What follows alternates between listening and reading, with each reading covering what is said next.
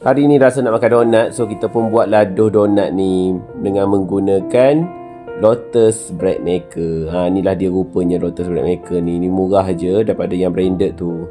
Lepas tu kita pun masuklah yang kita dah bahagi-bahagikan dia punya gram-gram tu.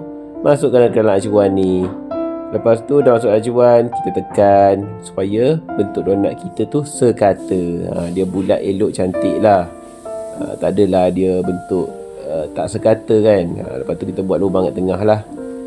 Kita cucuk-cucuk macam ni. Dah cantik elok, dah menjadi. Lepas tu kita buang yang tengah tu. Puff, berlubang. Dah jadi donat dah. Okay, dah jadi donat macam ni. Kita susun lah atas papan ni. Yang ni nak bagi estetik sikit lah, cantik sikit. Lepas tu dah jadi macam ni elok kejadian dia. Kita pun letaklah tempat untuk dia membesar. Kat sini kita biarkan dia naik dulu sebelum kita goreng. Sebabnya kalau goreng sekarang dia tak naik. Jadi tunggu dia naik tu barulah sedap makan, garing. Donat kita pun dah kembang elok macam ni. Nampak tak dia dah gemuk-gemuk macam ni? Maksudnya dah sesuai untuk digoreng.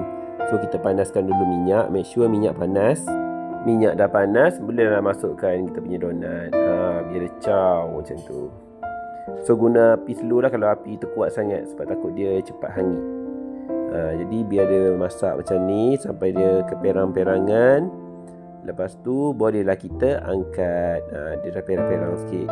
Lepas tu donat yang dah masak elok tu bolehlah kita salurkan dengan snowy sugar ni. So gulung-gulungkan dalam ni. Bagi dia salur habis rata semua dan susun.